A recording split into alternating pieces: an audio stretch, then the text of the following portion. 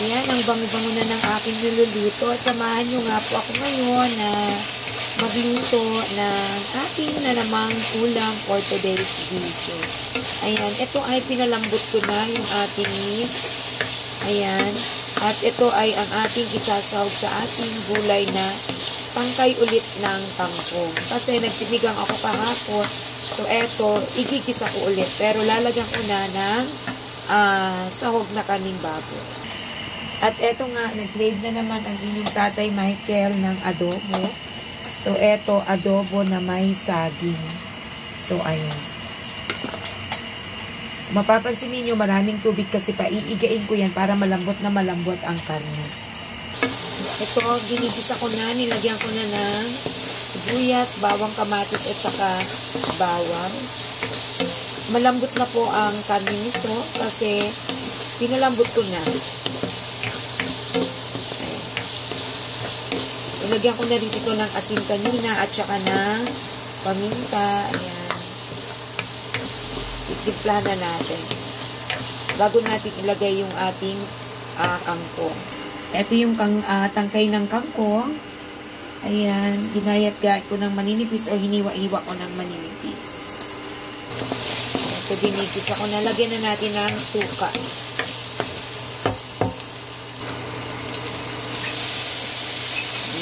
Suka, and then halo-halo.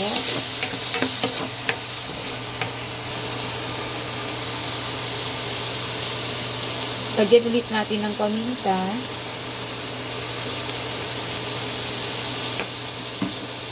Yan, halo-halo, onting halo-halo.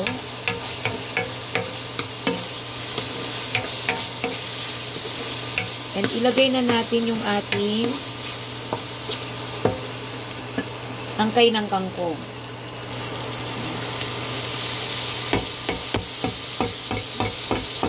So, walang sayang. Dapat hindi natin itinatapon ang mga parte ng mga gulay na ginagamit natin. Yung pwedeng mapakinabangan, gamitin pa natin.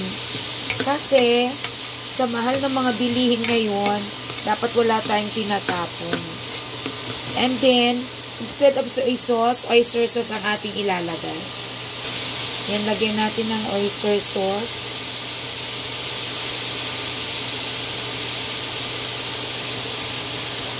And then, halo-halo. Lagyan din pala natin ng konting tubig para maluto. Yan, konti lang. And then, halu-haluin po natin. So, oyster sauce lang ang inilagay natin. Huwag na lagyan ng soy sauce. Yung oyster sauce, sapat na.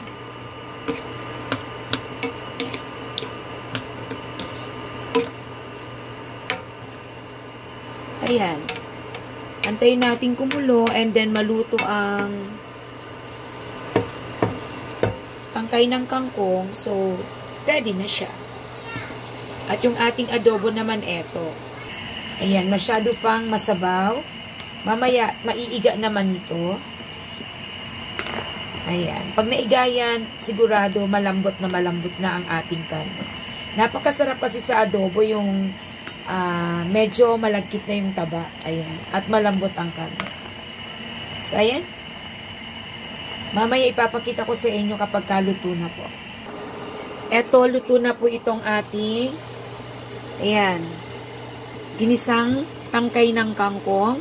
So, papatayin na natin to at aantayin na lang natin yung ating adobo chino. So, ayan. Another ulam ideas na naman for today's video. So, since luto na ito, patayin na natin ito. Isang gulay natin na tipid na naman. Patayin na natin and antayin na lang natin yung ating adobo. Ito yung ating adobo. So, medyo ilang minuto pa to at marami-rami pa ang tubig nito, ang sabaw. Mamaya makikita ninyo yan na igana. Babalikan po natin ito. So, i-check muna ulit natin. Ayan, paigana, malapit ng maiga. Paunti na ng paunti ang tubig. So, ayan. Eto na. Ayan. O, diba? Ang init. Ayan. So, medyo malapot na ang ating sauce or ang sabaw ng ating adobo. Ayan. Si tatay kasi medyo gusto nito, medyo may sabaw-sabaw lang. Ayan. So, diba? So, luto na po ang ating adobo. Ayan. Adobo with saging na saba. Ayan. Happy tummy na naman po ang mga tiyan ng aking mahal sa buhay.